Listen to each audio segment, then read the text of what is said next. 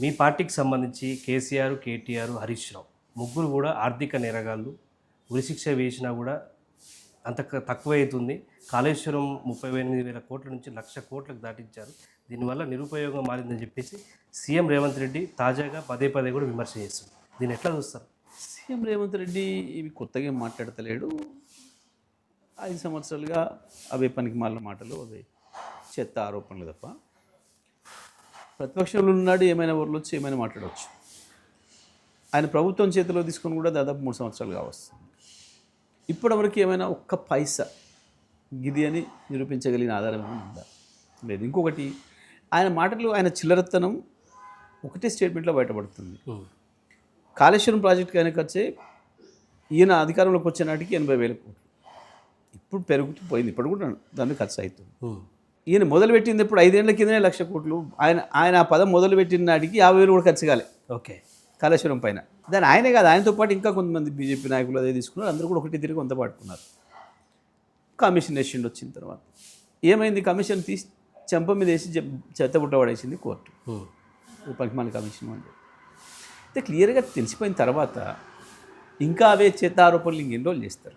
అంటే కాళేశ్వరం ప్రాజెక్టులో ఉన్నటువంటి మేడిగడ్డ, అన్నారం, సుందిల్లా నీటి బ్యారేజ్లో నిర్వహ చేస్తే కింద ఉన్నటువంటి ప్రాంతాలకు ప్రమాదం ఉంది.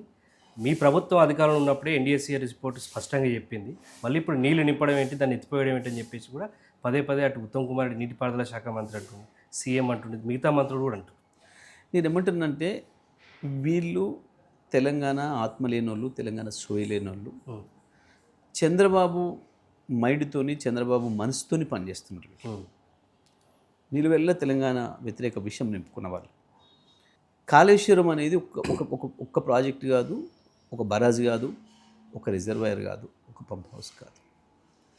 అనేక రిజర్వాయర్లు, అనేక పంప్ హౌజులు, అనేక బ్యారాజులు, 100 కిలోమీటర్ల కాలువలు, 100 కిలోమీటర్ల సొరంగాలతో కూడుకొని ఉన్న. ఇప్పుడు వీళ్ళు వచ్చిన తర్వాత కూడా ఎల్లంపల్లి ప్రాజెక్టు నుంచి వెళ్ళి మల్లన సాగర్, కొండపోచమ్మ వరకు నీళ్ళు తీసుకొచ్చింది కావచ్చు, బస్వాపూర్, గంధమల నీళ్ళు తీసుకొచ్చింది కావచ్చు, కాళేశ్వరం ప్రాజెక్టు. వీళ్ళు మాట్లాడే మాటలకి అర్థమే లేదు. ఫస్ట్ వీళ్ళకు నీళ్ళు ఇవ్వాలన్న మనసు లేదు. గోదావరి మీద కేసీఆర్ ప్రాణహితం కాదని కిందికి తీసుకొచ్చి గోదావరి మీద ఎప్పుడైతే ప్రాజెక్ట్ కట్టడం మొదలుపెట్టిండో అప్పటి నుంచే వీళ్ళ కుట్రలు మొదలైనవి. ఆంధ్రప్రదేశ్ సంబంధించిన నాయకులే దానిపైన ఈర్ష్య మొదలైంది.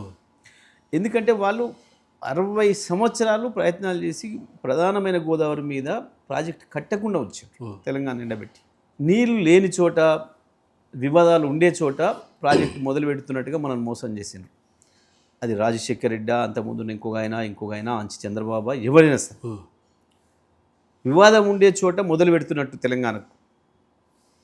ఇప్పుడు ఇంకోటి కూడా చెప్తాం మీకు. ఒకటే వాగినరు, అడ్డం నిలువు కోతలు, ఉత్తర కుమార ప్రగల్భాలు. రేవంత్ రెడ్డి కావచ్చు, ఆయన మంత్రివర్గ సహచరు కావచ్చు. మేము తమిళహట్టి కడతాం, తమిళహట్టు. నీ బొందహట్టి ఇప్పటివరకు నీకు ఇంటర్వ్యూనే చేయలేవాడు. పక్క రాష్ట్ర ముఖ్యమంత్రి నిన్ను దేకని కూడా దేకలే. ఆల్రెడీ కాంగ్రెస్ ఇవ్వలే. మీకు ఇంకోటి, మీకు చిత్తశుద్ధి లేదు, అసలు మీకు అవగాహన లేదు, మీ అజ్ఞానానికి అంతు లేదు అని చెప్పడానికి కేంద్ర ప్రభుత్వము, పక్కన మహారాష్ట్ర ప్రభుత్వం, ఇక్కడ కాంగ్రెస్లో, ఇక్కడ తెలంగాణ, ఆంధ్రప్రదేశ్లో కూడా 3 కాంగ్రెస్ ప్రభుత్వాలు ఉన్నాడే పర్మిషన్ తెచ్చుకోలేకపోయినరు. దాన్ని గది కూడా సోయి లేకుండా వాగినరు. కేసీఆర్ తెలివి లేక తెచ్చుకోలేకపోయాడు, నేను తెస్తే చూడు అన్నావు. ఇప్పుడు ఎందుకు దేవుడిస్తున్నావు? నీ దోస్తు, నీ చీకటి దోస్తు కిషన్ రెడ్డిని పట్టుకొని నాకు ఫడ్నవీస్ ఇంటర్వ్యూ ఇప్పి హైరవీలు ఎందుకు చేస్తున్నావు? ఫడ్నవీస్ను బాజాబ్తా పట్టుకొచ్చిండు కేసీఆర్. ఇదే కాళేశ్వరం ప్రాజెక్టు ప్రారంభోత్సవాన్ని తీసుకొచ్చిండు, ఇదే మేడిగడ్డ. అది కేసీఆర్. మీ మొఖాలకి ఆ జ్ఞానం లేక, ఆ తెలివి లేక, పనికి మాలిన చెత్తవాగుడు వాక్కుంటే ఇంకెన్ని రోజులు కాలక్షేపం చేస్తారు?